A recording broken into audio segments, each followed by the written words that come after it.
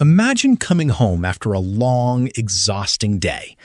You open the door, walk inside, throw your bag on the sofa, and without thinking, you keep walking through your entire house wearing the same shoes you wore outside. For many people around the world, this feels completely normal.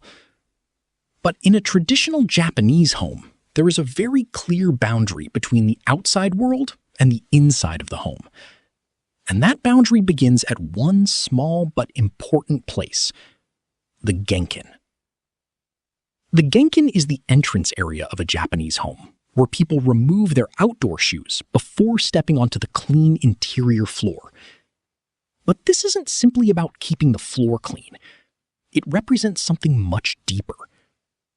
When you remove your shoes, you're physically leaving the outside world behind. The streets. Japanese home organization often focuses on small boundaries. Instead of trying to clean everything constantly, you prevent unnecessary dirt and disorder from entering in the first place. And there was another psychological benefit. Think about your own routine when you arrive home. If you walk inside wearing the same shoes you wore outside, your brain may continue to feel as though you're still out. But when you stop at the entrance, remove your shoes, put them away, and change into something comfortable, you're creating a transition. Your body understands. The outside day is over. Now it's time to slow down. It's time to relax.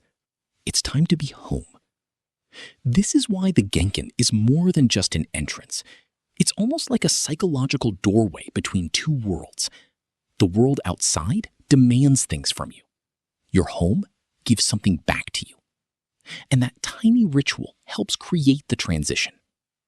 You don't need to redesign your entire house to try this. You can start with one simple rule. Outdoor shoes never go beyond the entrance. Create one small area near your door for shoes. Keep indoor slippers nearby.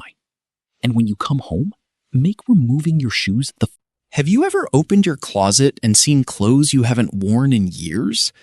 Maybe there's a pair of jeans you bought because you were convinced you would lose weight, a dress you purchased for the person you thought you would become, a shirt you haven't worn since the day you bought it. And every time you see it, you tell yourself, I'll wear it someday. But that someday keeps moving further away. This is the second thing we can learn from Japanese approaches to keeping a home organized. Don't let your home become a storage room for a future version of yourself. A closet can quietly become a museum of old hopes. You keep the smaller clothes because one day you might fit into them. You keep the expensive outfit because you might attend the perfect event. You keep the old jacket because you might need it again. You keep clothes from a previous stage of your life because throwing them away feels like admitting that chapter is finished. And before you realize it, your closet is full. Not necessarily with clothes you love, but with clothes connected to guilt, expectations, memories, and unfinished decisions. The Japanese philosophy of simplifying your surroundings encourages a different question. Instead of asking, could I wear this someday? Ask, does this belong to my life now? That one change can completely transform the way you look at your belongings, because your home should support the person you are today, not constantly remind you that you were supposed to become someone else. Imagine opening your closet tomorrow morning. Instead of seeing dozens of pieces you rarely wear, you see clothes that actually fit, clothes that feel comfortable, clothes that match your lifestyle, clothes that you genuinely enjoy wearing. Getting dressed becomes easier. There is less searching, less hesitation, less frustration, and fewer decisions. This is important because clutter isn't always about the physical space it occupies. Sometimes clutter occupies mental space. Every unused item can create a tiny unfinished thought. I should wear that. I should fix that. I should lose weight. I paid a lot for that. I might need it later. I can't throw that away. Don't ask whether you should keep it. Simply ask, if I saw this in a store today, would I choose it again? If the answer is no, that's useful information. You don't have to throw everything away immediately. You can create a separate box or bag for clothes you're uncertain about. Put those items aside. Then give yourself some time. If you don't miss them, you already have your answer. And remember something important. Letting go of an old piece of clothing doesn't mean you're giving up on yourself. Sometimes it's the opposite. It means you're accepting yourself as you are right now. You don't need to keep an uncomfortable pair of jeans as motivation. You don't need a dress from your old life to prove who you were. And you don't need a closet full of future you clothes to become a... Now, let's walk into the kitchen. Open one of your cabinets. Look carefully. You might find something interesting. An old plastic container. Maybe it used to be transparent, but now it's slightly yellow. Maybe the lid doesn't fit perfectly anymore. Maybe it has scratches all over it. Maybe you haven't used it in months, but you still keep it. Why? Because you think it still works. And that's exactly how clutter survives. Not because we love it, not because we use it, but because we keep telling ourselves that we might need it someday. In Japanese-inspired approaches to home organization, there is a strong appreciation for keeping things clean, functional, and intentional. That doesn't mean Japanese people throw away everything old. Far from it. An old object can have value if it is useful, meaningful, or beautiful. But there is an important difference between old and unnecessarily worn out.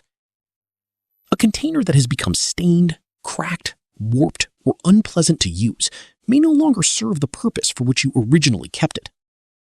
And sometimes we keep these objects simply because throwing them away feels wasteful. Think about that for a moment. You don't actually want the container. You're keeping the container because you feel bad about getting rid of it. That means the object is no longer serving you. You are serving the object. And that is a completely different relationship. This is where a simple Japanese-inspired mindset can help. Before keeping something, ask, does this object still add value to my everyday life? If the answer is yes, keep it. If the answer is no, ask yourself why it's still there. Maybe it's sentimental. Maybe you need it occasionally. Maybe it can be repaired. Or maybe you've simply become used to seeing it. And familiarity can be surprisingly powerful. We often don't notice clutter because we've looked at it so many times. A broken container sitting in the corner for 6 months can become invisible. But remove it, and suddenly the entire space feels lighter. This is why decluttering isn't always about making dramatic decisions. Sometimes it's about noticing what you've stopped noticing. Take your plastic containers, for example. Open the drawer. Take everything out. Place all the containers on the counter. Now look at them together. Suddenly you may realize, I have way too many. You might find containers without lids. Lids without containers. Containers you never use. Containers that are difficult to clean. Containers that are stained or damaged. Instead of putting everything back automatically, create 3 simple groups. Keep, replace, let go. Keep the containers you actually use. Replace damaged ones when necessary. And let go of the items that have no meaningful purpose anymore. But there's another important lesson here.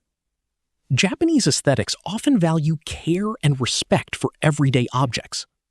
When something is clean, functional, and intentionally chosen, even a simple household object can feel valuable. You don't need a kitchen full of expensive products. You need fewer things that work well. That is the difference between having more and having enough. And perhaps the most interesting part is this. Now, look around your home again. Check the top of your wardrobe. Look under your bed. Open that kitchen cabinet. Maybe you'll find them. A phone box you haven't needed for 3 years. An empty shoebox. A delivery package. A beautiful gift box. A cardboard box that you're saving because maybe I'll need it someday. And that's the problem. Someday is one of the biggest reasons people keep things they don't actually need. We convince ourselves that an empty box is useful because it could become useful. Maybe you'll move house. Maybe you'll sell something. Maybe you'll need to store something. Maybe you'll send a package. Maybe you'll need it for a craft project. Maybe. And suddenly, your home becomes a warehouse for possibilities. This is where a Japanese-inspired approach to decluttering can teach us something important. Don't confuse possibility with purpose. An object isn't automatically valuable just because it might become useful in the future. If you have 10 empty boxes sitting around for a situation that may never happen, you're paying for that possibility with your space. And space has value. Think about the area those boxes occupy. You could use it for something you actually need. Or you could simply leave it empty. And that second option is more powerful than it sounds. An empty shelf doesn't mean you're wasting space. Sometimes, empty space is exactly what makes a home feel peaceful. Instead of asking, could I possibly use this? Try asking, have I actually used this? That's a much more honest question. If you've kept a box for 2 years and never touched it, there's a good chance you're not keeping it because you need it. You're keeping it because you're afraid of needing it later. That's a completely different reason. And fear can create a surprising amount of clutter. If you eventually need an ordinary cardboard box, you can usually find another one. If you need another shopping bag, another container, or another storage box, you can often get one again. But the physical space you've lost by storing hundreds of unnecessary objects doesn't magically come back. So try a simple rule. Choose one category. For example, boxes. Take every empty box you have and put them in one place. Now, look at the collection. Instead of seeing individual boxes, you can finally see the problem. Maybe you discover 12, maybe 20. Ask yourself, how many of these would I realistically need? Keep a small number if they genuinely serve a purpose. Recycle or discard the rest according to your local waste rules. And don't feel guilty. The box has already done its job. A product came safely inside it. You open the package, you use the product. The box doesn't have to become a permanent resident of your home. This mindset can also change the way you shop. Before bringing something new into your house, ask, where will this live? That's a powerful question, because buying something is easy. Finding a place for it forever is harder. If you don't know where something will go, maybe you don't need it yet. And this is the deeper lesson. Your home should be designed around your real life, not imaginary emergencies. Of course, keeping a few useful boxes can make sense. The goal isn't extreme minimalism. The goal is intentionality. Keep what you use. Keep what you truly need. Keep what has meaning. But don't allow just in case to become the automatic reason for keeping everything. Because every box you refuse to let go of is taking up a little piece of your home. And sometimes, the most peaceful thing you can do with an empty box is let it become empty space. But boxes aren't the only things we collect in multiples. There is another hidden source of clutter waiting in almost every kitchen. Duplicate utensils and tools we rarely use. Now, let's move into the kitchen again. Open the drawer where you keep your utensils. Look inside. How many spatulas do you have? How many wooden spoons? How many pairs of tongs? How many peelers? How many measuring cups? And here's the interesting question. How many of them do you actually use? Most of us don't notice how quickly duplicates accumulate. You buy a new spatula because the old one looks worn. Someone gives you another one. You receive a kitchen set as a gift. Then you buy a special utensil because you think you might use it for one particular recipe. Before long, your kitchen drawer is packed.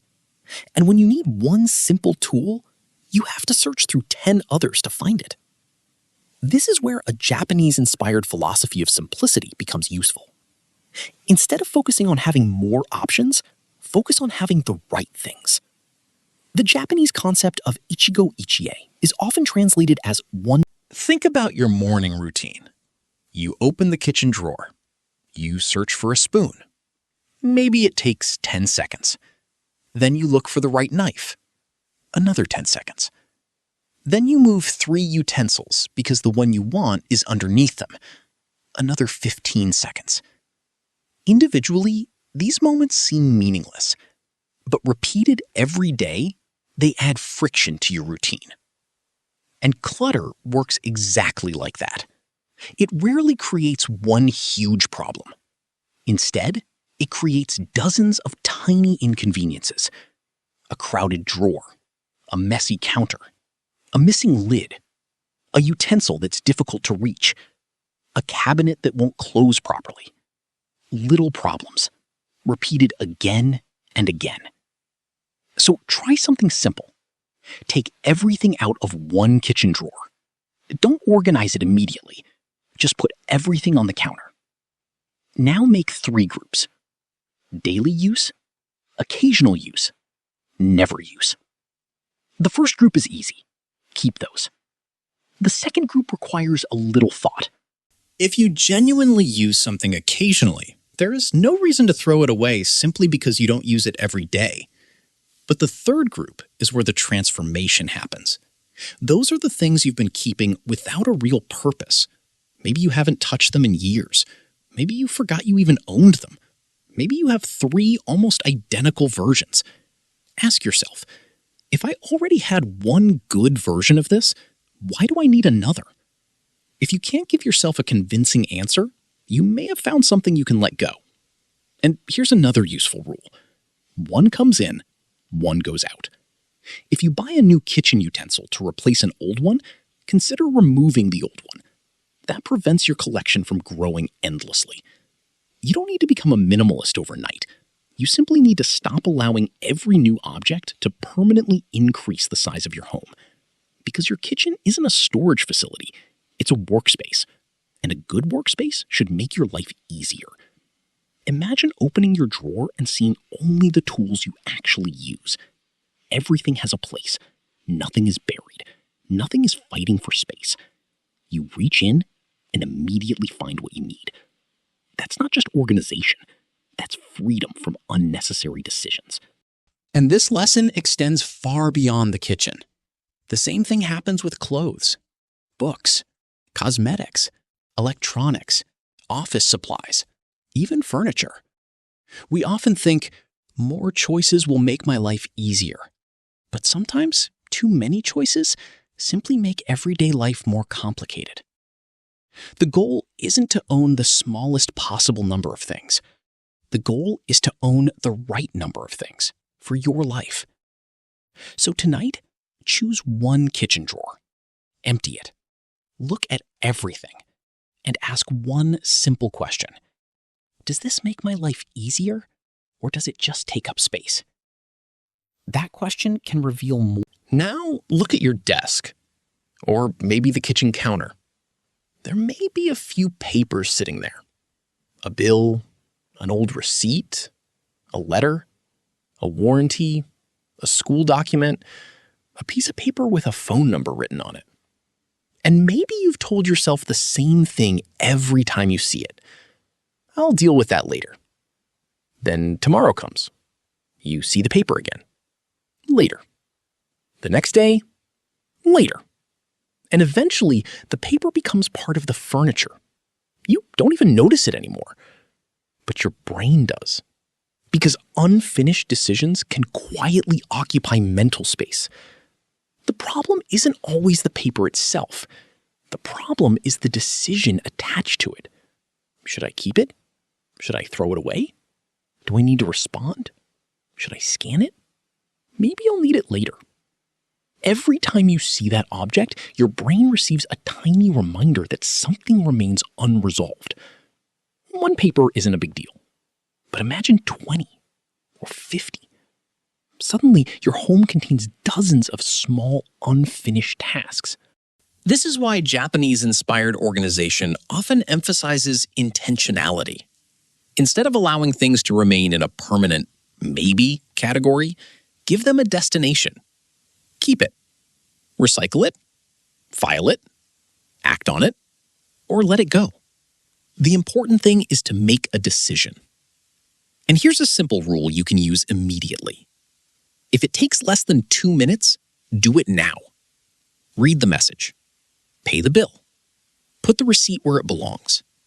Take a photo of the important information. Throw away the unnecessary paper. Don't create a future task for something that can be completed in less than 2 minutes. But what about papers that genuinely require more time? That's where a second rule helps. Create one specific place for pending decisions. It could be a small folder, a tray, a drawer. Anything works. But the important part is this. Your entire home should not become the pending folder. Instead of having paper scattered across the dining table, bedroom, kitchen, and desk, give unfinished paperwork one home. Now your brain knows, I don't have to remember where everything is. It's all in one place. And you can schedule a specific time to deal with it. Maybe every Sunday evening. Maybe once a week. 10 or 15 minutes. That's enough to stop the pile from growing out of control. There's another important lesson here. Sometimes we don't keep papers because they're useful. We keep them because throwing them away feels uncomfortable. A receipt reminds us that we spent money. A document reminds us that we have an obligation. An old letter reminds us of something emotional. A bill reminds us of something we don't want to think about. So the paper becomes a physical representation of something happening inside our mind. And that is why decluttering can sometimes feel surprisingly emotional. You're not always throwing away paper. Sometimes you're releasing a decision. You're saying, I don't need to carry this around anymore. Try this today. Find 5 pieces of paper in your home. Pick them up one at a time. For each one, ask, what exactly am I supposed to do with this? Now look around your home. Not at the things that are obviously broken. Look at the things that are almost working. A lamp that only works when you move the cable. A chair with a loose screw. A drawer that gets stuck halfway. A kitchen appliance that makes a strange noise. A watch with a dead battery. A shirt with a missing button. A phone charger that only works when you bend it at a certain angle. You know these objects. They're not completely useless. They're just not quite right. And that's exactly why we keep them. We tell ourselves, I'll fix it next weekend. I just need to buy one small part. I'll take it to the repair shop. I don't want to waste it. And then weeks become months. Months become years. And the broken object becomes a permanent part of the home. This is one of the most difficult forms of clutter to recognize because the object still has a story attached to it. You remember how much you paid. You remember when you bought it. You know it could work again. So throwing it away. Not, would it be nice if I repaired it? Ask, will I repair it? That's a much more honest question. Because an object that has been waiting for repair for 2 years is giving you information. It's telling you that repairing it may not be important enough to you. And that's okay. You don't have to feel guilty about that. There is also an important Japanese philosophy called kintsugi, the traditional art of repairing broken pottery with lacquer, often highlighted with precious metal. Kintsugi is beautiful because it doesn't pretend that damage never happened. Instead, the repair becomes part of the object's story. But there's an important distinction. Kintsugi is about repairing something with intention. It isn't about keeping every broken object forever. The lesson isn't never throw anything away.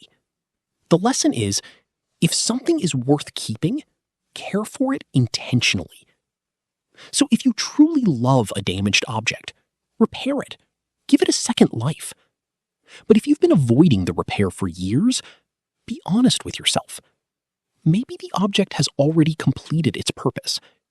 You can appreciate what it gave you without keeping it forever. Try this simple challenge. Walk through your home and find 5 things that aren't working properly. Write them down. Now give each one a decision. Repair, replace, donate, recycle, or discard appropriately. But don't create a 4th category called maybe someday. That's where objects disappear into the future. If you decide to repair something, give yourself a realistic deadline. Maybe 7 days. Maybe 2 weeks. If the repair requires ordering a part, order it. If it needs a professional, contact one. If you keep postponing it, that's your answer. And notice what happens when you finally deal with these objects.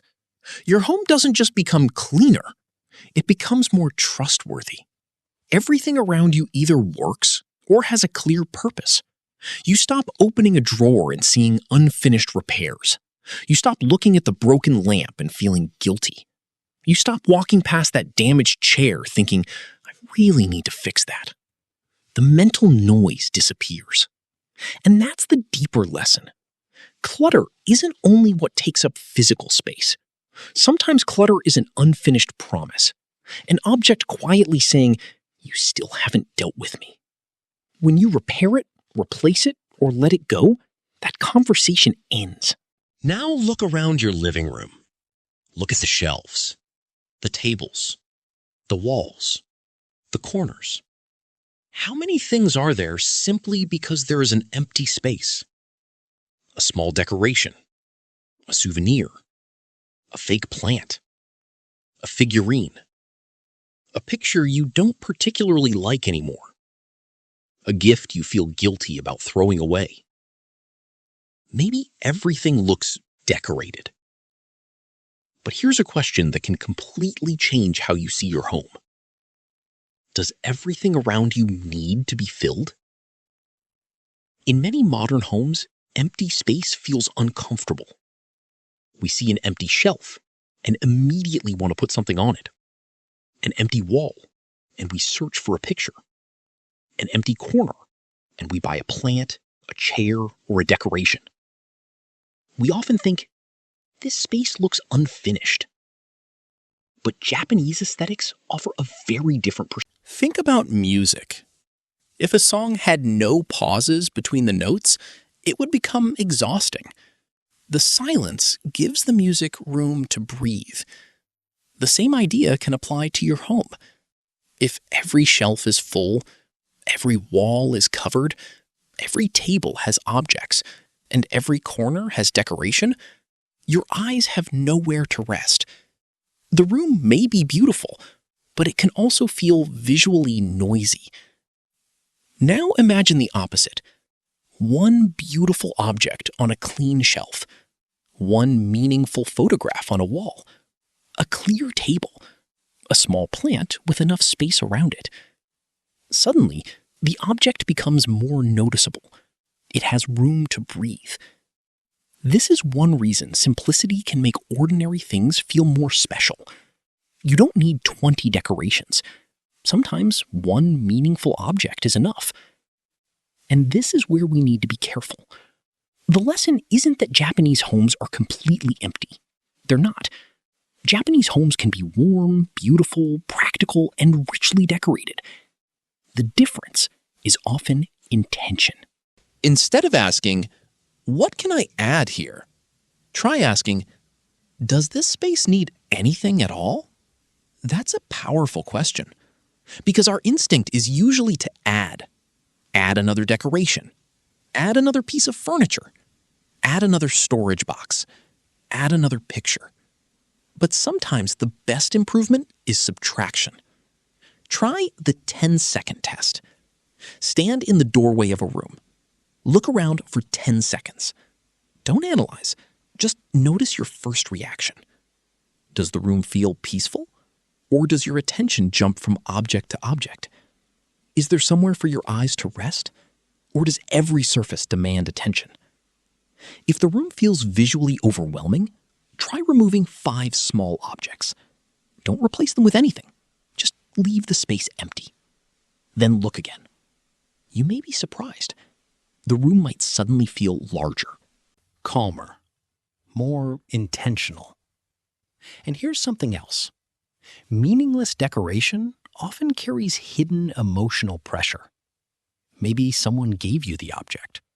Maybe it was expensive. Maybe you bought it during a trip. Maybe you used to love it. But if you no longer like it, you don't have to keep it simply because of its history. A gift can be appreciated without becoming a permanent responsibility. A souvenir can preserve a memory without occupying a shelf forever. And a beautiful object can still be unnecessary if it doesn't belong in your current life.